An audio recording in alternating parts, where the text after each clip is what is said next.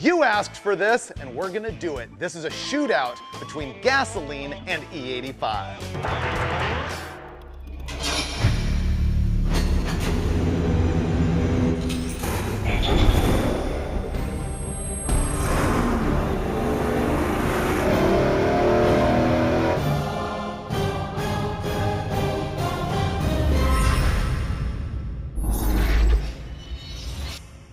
This is Engine Masters presented by AMSOIL, and finally we're doing the test that you've asked for. It's going to be gasoline versus E85. And I admit I resisted doing this for a long time. And here's the reason. If you're going to go to the pump, which is what an average guy is going to do, and buy gasoline or buy E85, you don't really know what you're getting. There are so many different blends of fuels depending on location, emissions, time of year, and an E85, theoretically, that's 85% ethanol and 15% gasoline, but legally it can be as low as 70% ethanol, and it can be more than E85. And so doing a comparison of stuff that you pull out of the pump is not going to be representative of what might happen in your neighborhood, and so it's kind of a worthless test. But here's how I solved that. We're going to use Rocket brand products. This is Rocket brand 114 octane racing fuel. It's consistent. You know exactly what you're going to get when you buy this thing anywhere and any time of the year. And the same is true for the Rocket brand E85 racing fuel that we're going to use. So now we have a level playing field. In the gearhead world, there's really three markets for E85. There's guys with boost who want to be able to run higher octane on the street. Then there's guys who just have a regular hot rod that would run on pump gas, and they just want to know what E85 would do for them. But what we're going to address is the third category, which is like this engine right here. It's a big block Chevy. It's going to make 750 or 60 horsepower. It's 489 cubic inches, and the main thing you need to know about it is that it has 13.5:1 compression, so it will not run on pump gas. Therefore, you're stuck with race gas with an engine like this, and what we're going to show you now is what your option might be to run E85 instead and find out what the differences are, and also, does it make more power? And at the end, we're going to wrap up this whole show with a bunch of considerations about how you might run E85 or not. So we're going to go ahead and test it first with the Rocket brand 114 racing fuel before we hit it with some of the E85. We're going to head into the dyno and do that right now. AMSOIL time. So this engine is sort of a freak because on one hand, it's a street motor with a hydraulic roller cam and regular bearing clearances. And on the other hand, it has 13.5:1 compression and makes a whole bunch of power. So this time I'm going to choose the Dominator Racing Oil because we're not really worried about drain intervals and things like that on it. It has a high film strength that's going to protect the bearings with that high compression. And man, I gotta tell you, the audience has just disappointed me with their demands for an actual funnel. Okay, so we have this thing on the dyno all ready to run Rocket brand 114 through it, right? Yeah, it's a 13:1 compression motor. It'd get away with 112, but I just feel comfortable with 114. So Steve's already got this thing tuned up. This thing likes 35 degrees of total ignition advance. Yep. Well, let's show them the baseline.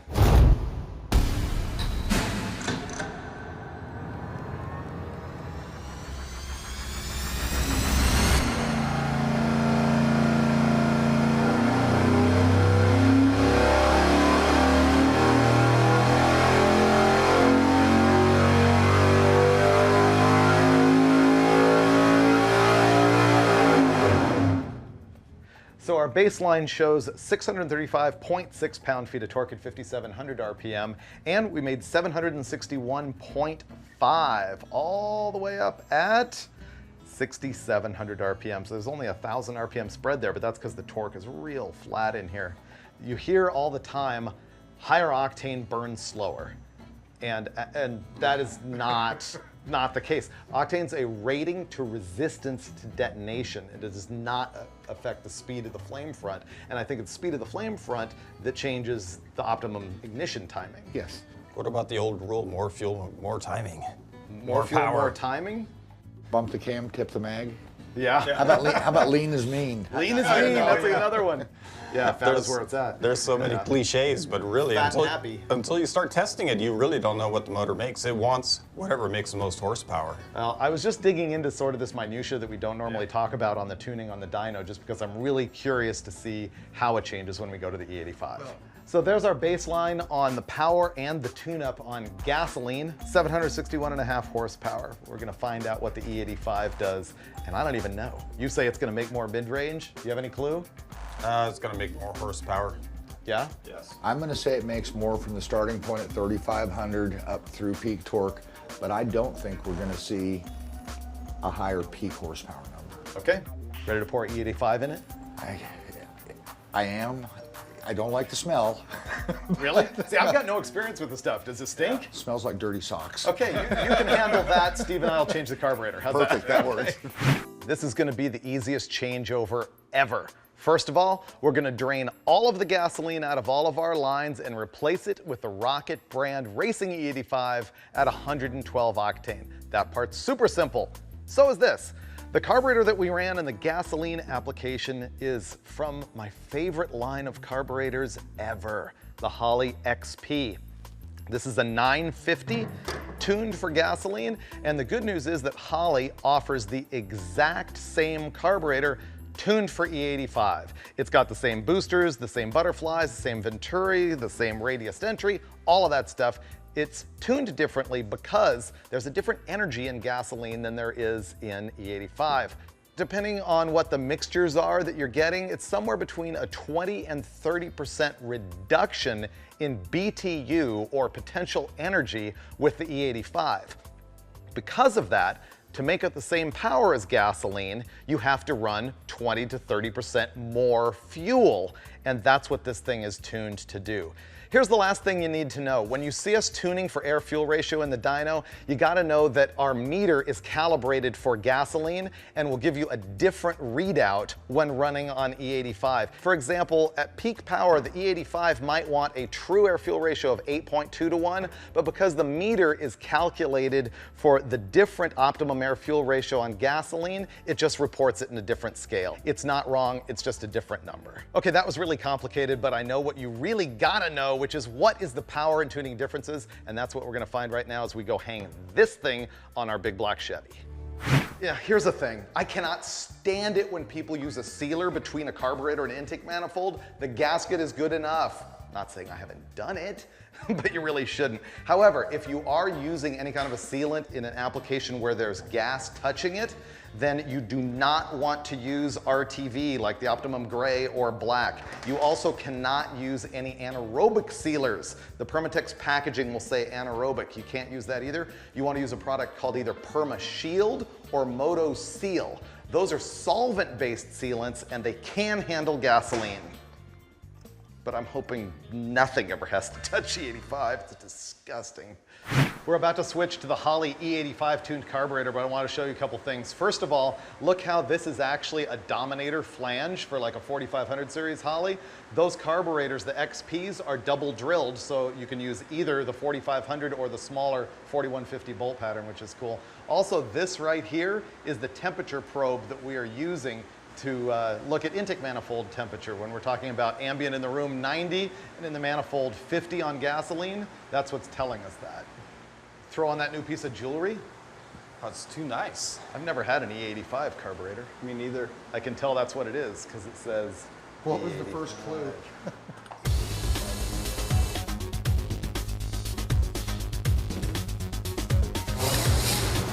E85 power like that.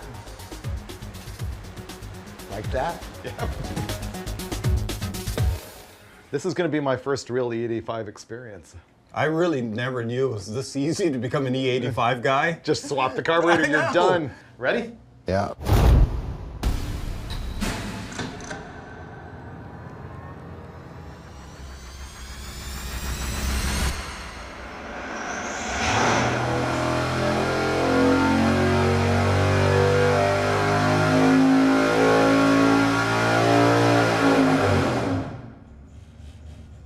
Okay, the black line is the E85 and red is gasoline, and it's up everywhere through the mid-range except for right up at the top. It's the same. Yeah, it's within a couple numbers up here, and this is what I've seen in the past, is it makes more torque, but not necessarily more peak. So I'd be inclined to go with the timing. Gonna go put a couple degrees in, you think? Yeah, I think it needs a little more timing with the E85, even though I have no experience whatsoever with it. I was gonna That would say. be my And I was theory. thinking, what would lead you to that Well, conclusion? I think it burns slower Because? because it's got a lot of alcohol in it. Could be wrong, but that's what I'd go with. That's what you're going with for Yeah, now. and then I think it'll make more power than the gasoline too. We can try timing, put a couple degrees in it. Sure, try it. Okay, we're gonna go stab in a couple degrees of total ignition advance. Okay, we're gonna see what we get with 2 more degrees of timing.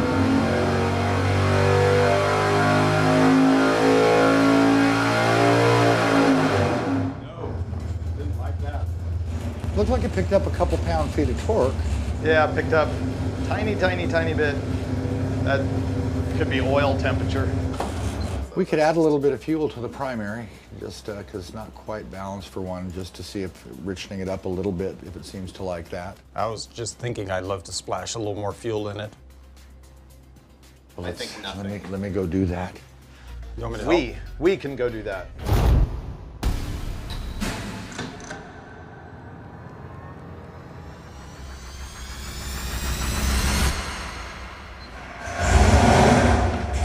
Here we go.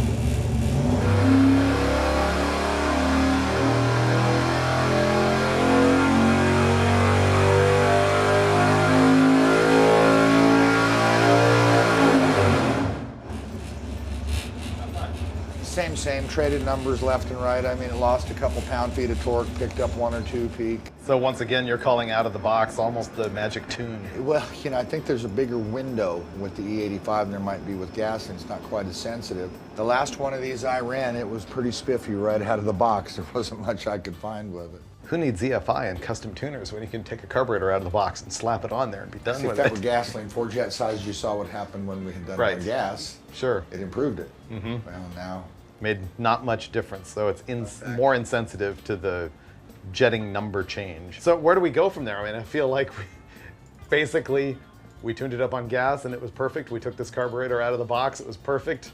I know it You feels get like what we you should be get. doing something to Right. it, huh? But we did, and it didn't change any. I know, salad bowl.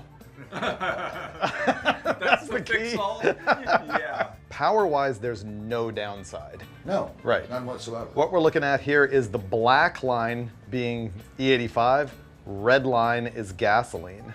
And our peak numbers are not very much different. So what you really have to pay attention to is the difference in area under that curve all the way from 3,500 up to 6,000. There's 13 pound-feet of difference. Yeah, the E85 Significant. is better and cheaper and stinks. Race gas smells good. This smells, well, not so good. Let's have a look at the difference in intake manifold temperature, ambient versus manifold temperature.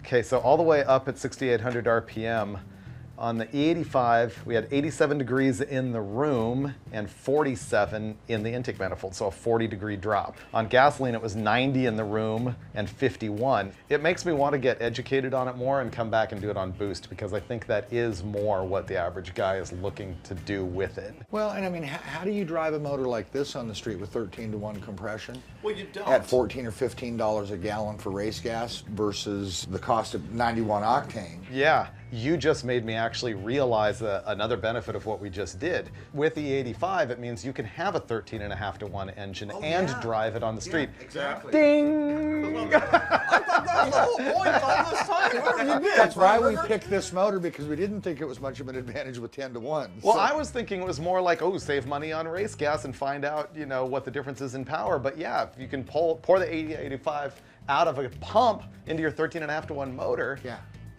that's the big deal for an all of a stuff and sudden it makes blowers. sense to live in the Midwest. And you wick up the, like boosted stuff. Yeah. Run the boost way up that you can't do on 91 octane and you can on this. Yeah, for some reason I got that, but the compression didn't. Cylinder pressure. Yeah, my cylinder pressure is leaking out my ear. It tells me it's worth learning more about. Yeah, it's good. I guess it'll be a later night than it is because we all need to go home and study. Let's get out of here. It's time for the pros and cons of E85, but first I have to admit something. Okay, I'm all ears. What you've got? Well, if it wasn't obvious to the audience already, this is the first time I've ever actually run E85 in anything. Well, I've got the edge on you, buddy. But the thing is, we went away from my test and it gave me a bunch of questions, so I was able to go do some research, and I made notes, and I have a list. Let's go with pros and cons. All right. You can throw your personal twist into this. I think octane per dollar, the ratio, it makes it a great value. I didn't even think of octane per dollar, but you're Yeah. right, that's the perfect way to state that. So you can get basically high octane race gas on the street, so that's pretty good. It can be cheaper to buy than gasoline too. People think that adds up to being cheaper, but it gets worse miles per gallon, so I think it just adds out. I completely don't care about fuel economy. I know, Let's so move that's on. in the wind, who cares? Okay, here's the other thing is the tuning window is broader on E85 than it is on gas, meaning you can make the same power when you make mistakes on your air-fuel ratio.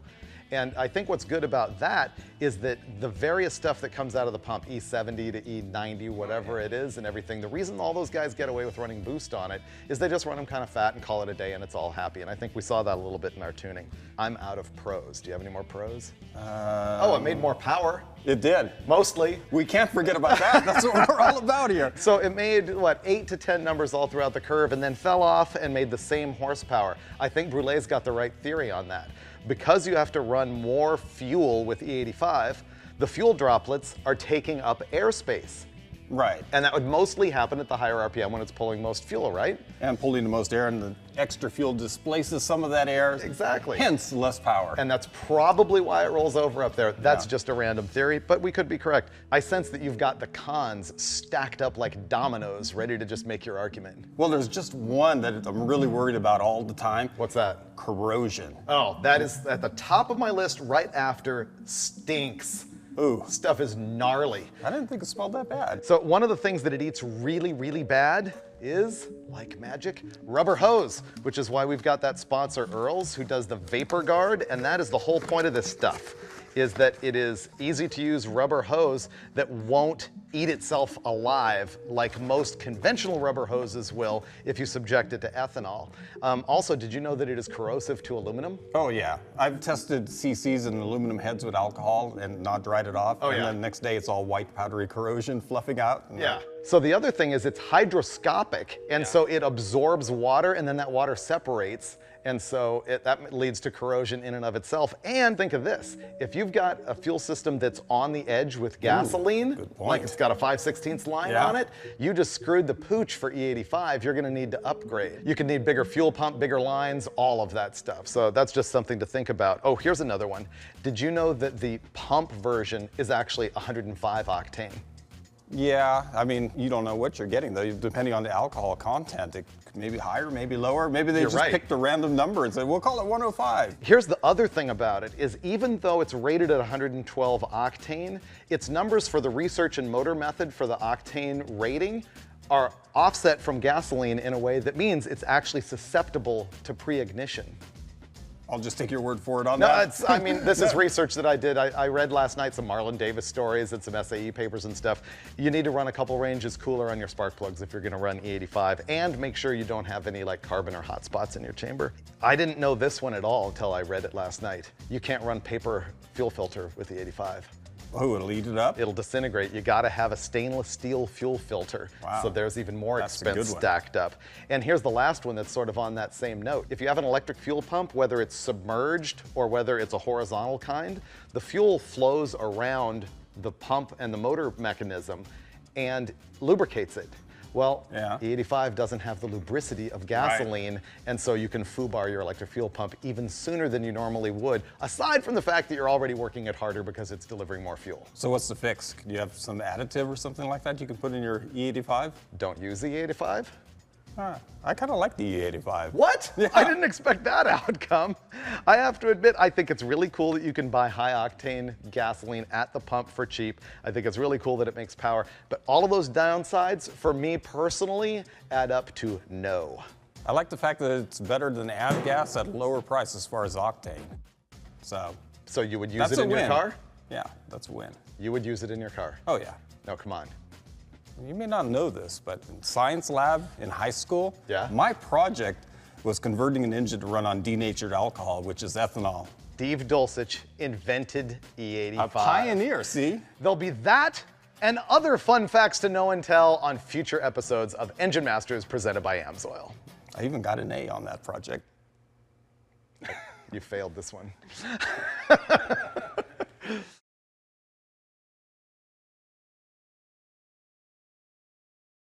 Did you happen to get a whiff? It's terrible. It's terrible. It is stanky. Ooh, I thought It smells like Everclear that dirty socks have been washed in. Yep. It's gross. I thought it was a pretty tasty smell myself. You would.